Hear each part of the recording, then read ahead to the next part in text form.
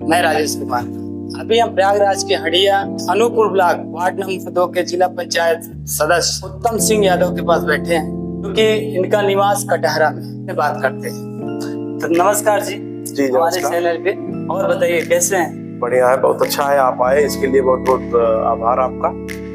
और आप हमारे घर पे आए हैं, सबसे पहले तो आपका बहुत बहुत धन्यवाद। मैं उत्तम सिंह यादव, सदस्य जिला पंचायत विकासखंड अनूपपुर वार्ड नंबर 2, माननीय उच्च न्यायालय इलाहाबाद के अधिवक्ता हूँ। समाज सेवा मेरी सबसे पहली प्राथमिकता है। तो राजनीति में कैसे, पहले राजनीति में थे कि पहले ये अधिवक्ता थे? बहुत अच्छा सवाल आपने करा। छात्र जीवन से जी मेरे मन में एक ललक हुआ करती थी। मैं जब देखता था बड़े समाज सेवियों को, तो मन में बात आती थी कि बेशक मैं भी कुछ ऐसा करूं जो इस प्रकार से हमारा भी नाम हो, हमें भी लोग जाने। तो विद्यार्थी जीवन से हमें जहां तक याद है, इंटर क्लास कक्षा 11 और 12 से ही राजनीति मेरे मन में एक जज्बात था। मेरे पिताजी एक साधारण परिवार से निकले किसान हैं, और उनकी वेशभूषा पहनावा मुझे बड़ा ही आकर्षित करता था। एजुकेशनल फैमिली है, पूरा परिवार शिक्षा के बैकग्राउंड से भरा हुआ है। तो मेरे मन में शिक्षा के साथ साथ यह ललक होती थी जी कि वास्तव में मुझे भी लोगों के बीच में जाने में, पब्लिक की सेवा करने में, जब मैं पब्लिक की कुछ जमीन तक उसकी बात सुनने का प्रयास करूंगा और जब उसका हल निकलेगा तो उसे बड़ी खुशी मिलेगी, उससे सम्मान जो मिलेगा वो मुझे वास्तव में बहुत ही अच्छा लगा। और इसलिए विद्यार्थी जीवन से ही मैं सामाजिक कार्यों में, सामाजिक चेतना के प्रति काफी उत्सुक था, सक्रिय थे। और आज जो भी कुछ हो हमारे क्षेत्र से, जो भी क्षेत्र के हमारे लोग हैं, सबसे पहली प्राथमिकता उनकी सेवा मेरे लिए सर्वोपरि है। फिर बाकी दूसरा काम आ जाता है दाल रोटी, परिवार को चलाने के तो लिए सबकी दाल रोटी की बहुत ही मूल नीड है। तो उसके लिए माननीय उच्च न्यायालय में अधिवक्ता के पद पे हूँ और विधि व्यवसाय करता हूँ, जिससे हमारा परिवार चलता है, हमारे बच्चे, हमारे माँ बाप, हमारे परिवार का लालन पालन उससे। आपके राजनीतिक गुरु कौन है? देखिए, अगर आप, ये तो आपने बहुत बड़ा सवाल किया। स्वर्गीय नेताजी माननीय मुलायम सिंह यादव, माननीय मुलायम, जो एकलौते देश और प्रदेश के, प्रदेश ही नहीं बल्कि देश में नेताजी कहा जाता था उनको। हमें जहां तक ज्ञात है कि सुभाष चंद्र बोस को नेता शब्द से नवाजा गया। देश के, जो देश में अंग्रेज आए, गोरे लोग जो आए, देश को गुलाम किए, तो स्वर्गीय सुभाष चंद्र बोस को नेता शब्द से नवाजा गया। बहुत ही अच्छे विद्यार्थी थे हम लोग, ग्रेजुएशन में पढ़े थे। सुभाष चंद्र बोस आईएएस की परीक्षा, उस समय आईसीएस कहा जाता था, उस परीक्षा को पास करके और रिजाइन करके वह देश को आजाद कराने के लिए इस जंगे आजादी में कूद पड़े। तो नेताजी के बाद अगर फिर किसी को नेताजी कहा गया तो माननीय मुलायम सिंह यादव, धरती पुत्र, स्वर्गीय मुलायम सिंह यादव नेताजी जमीनी नेता थे, जमीन से जुड़े हुए थे। फिर आदरणीय नेताजी को मैं अपना गुरु मानता रहा, और आज भी आदरणीय नेताजी को अपने मन में अपना राजनीतिक गुरु मान के इस समाज सेवा के कार्यों को आगे बढ़ाएं। तो पूरी राजनीति की जो ये सीढ़ी आप चले हैं, जी हाँ, एक एक पग आप जो है माननीय नेताजी से सीखे हैं। जी हाँ, जी हाँ।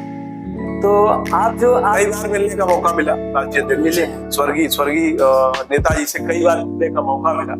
कई बार राष्ट्रीय अध्यक्ष जी से, स्वर्गीय नेताजी से मैं मिला, वो हमेशा वह कहा करते थे कि मेहनत करो, संघर्ष करो, मेहनत और संघर्ष के अलावा कहीं कोई शॉर्टकट रास्ता नहीं। तो आगे फिर तैयारी है चुनाव की? 100%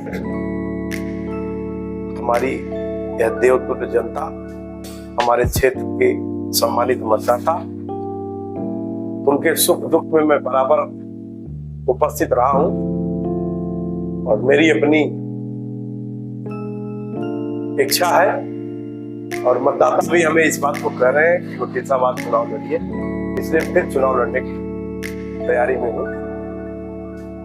इसको जो आपको देख के, जैसे बहुत से युवा हैं तो किसी न किसी को देख के प्रभावित होते हैं, उन्हीं के मार्गदर्शन पे चलते हैं। तो आपको देख के नए युवा चुनाव में आ रहे हैं, राजनीति शुरू किए हैं, उनके लिए क्या कहना चाहते हैं? अच्छी बात है।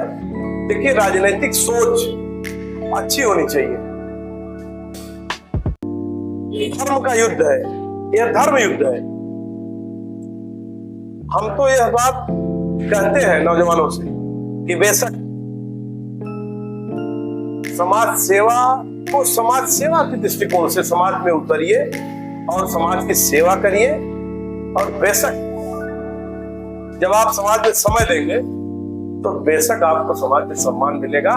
उनके दुख सुख में अपनी भागीदारी करेंगे तो बेशक आपको सम्मान मिलेगा, इसमें कोई बुराई नहीं है। हमारी शुभकामना है जो नौजवान आगे बढ़ रहा, हम तो इस सोच के व्यक्ति हैं, वो चाहे जो हो, अच्छी सेवा, समाज में समर्पण की भावना को लेकर अगर वो आगे बढ़ता है तो मेरी शुभकामना है। कितना दिन हो गया चुनाव लड़ते हुए आप?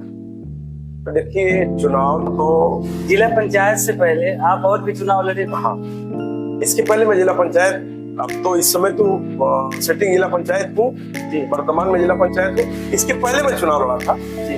तो मैं उस चुनाव में मुझे हार स्वीकार करना पड़ा था और सहर्ष में स्वीकार किया। जरूरी है, क्योंकि जब कोई दंगल होता है उसमें जब पहलवान लड़ते हैं तो विजय चाहे हार जाए तो भी पहलवान कहा जाता है, जीत जाए तो भी पहलवान कहा जाता है। मैंने सहर्ष, नेता तो बन ही गया आदमी। मैंने स्वीकार किया और इस देवतुल्य जनता का आभार उस समय में व्यक्त किया था और जीतने के बाद भी व्यक्त किया। चुनाव हारने के दूसरे दिन मैंने अपनी समीक्षा अपने साथियों के साथ बैठकर अपने इसी आवास पर करी और फिर अगले दिन मेरे पास एक बुलेट मोटरसाइकिल हुआ करती है, अभी भी है, वो पुरानी गाड़ी है।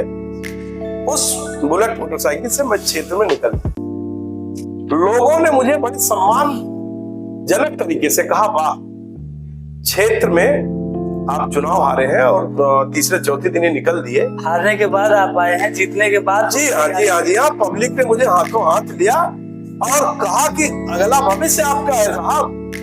हमने कहा, भाई ठीक है, आपने मुझे मत किया, इसके लिए आपका बहुत बहुत आभार। हो सकता है मेरी किस्मत में न रहा हो चुनाव।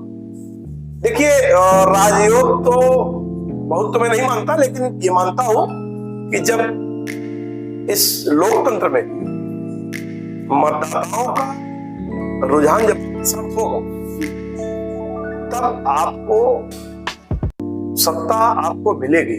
जब लोकतंत्र में मतदाता आपके साथ नहीं है तो बेशक आपको हार स्वीकार करनी पड़ेगी और सम्मानित ढंग से जो चुनाव जीतता है उसको बधाई देते हुए, हार को स्वीकार करते हुए अपने आवास पर आता हूं और उस देवतुल्य जनता को मैं साधुवाद देता हूं और फिर मैं दूसरी बार चुनाव लड़ा आपके सामने हूँ। हाँ, ऐतिहासिक वोटों से जिले में स्थान था जी, जिले में स्थान था और बड़े सम्मानजनक तरीके से इलाहाबाद जिले में अपनी 84 जिला पंचायत सदस्य, माननीय जिला पंचायत सदस्य साहब लोग हैं, जिसमें मैं भी एक हूँ और एक अलग पहचान है और एक ऐतिहासिक वोटों से चुनाव जीतने का भी काम किया हूँ। इतना ही नहीं, क्षेत्र पंचायत सदस्य हमारी श्रीमती जी क्षेत्र पंचायत की सदस्य विकासखंड अनुपुर जी जी जी और प्रमुख पद का उम्मीदवार था। चूंकि मैं समाजवादी पार्टी से हमारी शुरुआत है और समाजवादी पार्टी के ही समाजवादी विचारधाराएं, समाजवादी विचारधारा हमारी है। और समाजवादी विचारधारा से राष्ट्रीय नेतृत्व से यह कहा गया कि वकील साहब आपको चुनाव नहीं लड़ना है। हमने उस विचारधारा का सम्मान करते हुए देखा ठीक है, पार्टी का निर्णय सम्मान्य है, पार्टी जिसको अधिकृत करेगी उसका साथ देंगे, चुनाव जितवाएंगे। बड़े नेताओं ने कहा इस बात को कि आप चुनाव जितवाइए धनुपुर का, विकासखंड धनुपुर का। समाजवादी पार्टी के बैनर तले श्रीमती ज्योति यादव जो हमारी विकासखंड धनुपुर की प्रमुख है, उस समय समाजवादी पार्टी में थी और बड़े ही शिद्दत के साथ क्षेत्र के सभी सम्मानित क्षेत्र पंचायत सदस्यों को लेकर विकासखंड धनुपुर बैठकर समाजवादी पार्टी का विजय पताका विकासखंड धनुपुर में फहराया गया। तो आने वाले चुनाव में अपने क्षेत्र की जनता से क्या कहना चाहते हैं? देखिए, क्षेत्र की जनता, चुनाव पुनः लड़ना है आप? जी हाँ, चुनाव लड़ना है। ये चुनाव जो होता है व्यक्तिगत व्यवहार, व्यक्तिगत अपना जो संबंध होता है उसी पे होता है। बेशक क्योंकि चुनाव का जो पार्टी का संबल मिल जाए, सुन लो जी, थोड़ा असर रहता है, लेकिन सबसे ज्यादा असर तभी पड़ता है जब आप व्यक्तिगत बहुत मिच्योर हो, व्यक्तिगत आपका संबंध समाज में बहुत अच्छा हो। तो आप आने वाले आगामी चुनाव उनके लिए क्या कहना चाहते हैं? देखिए, मैं समाजवादी विचारधारा का व्यक्ति, जात धर्म मजहब से ऊपर उठ के जी वो समाजवादी सोच का व्यक्ति है, क्षेत्र में काम करता है और जिस उम्मीद से क्षेत्र में जनता का आंसू पोंछने का काम करता है, उसी उम्मीद के साथ वो फिर क्षेत्र में जाता है और उसे सम्मान मिलता है। मैं विपक्ष में हूं, विपक्ष में रहकर जिला पंचायत के निधि से, हमारी व्यक्तिगत कोई निधि नहीं होती, माननीय सदस्यों की कोई निधि नहीं होती, जिला पंचायत अध्यक्ष और जिला पंचायत का सदन वही पारित करता है। और हमने क्षेत्र में सड़क, पानी और बिजली, ये 3 समस्याओं पर फोकस किया और शिक्षा, यही तो मूल इस पर मैंने फोकस किया। और क्षेत्र में हमारे हो सकता है 100% तो नहीं, लेकिन 60% से लेकर 70% के रेशियो में मैंने क्षेत्र में काम किया। और बड़ा सहयोग की बात है कि आप ऐसे मौके पर आए हैं।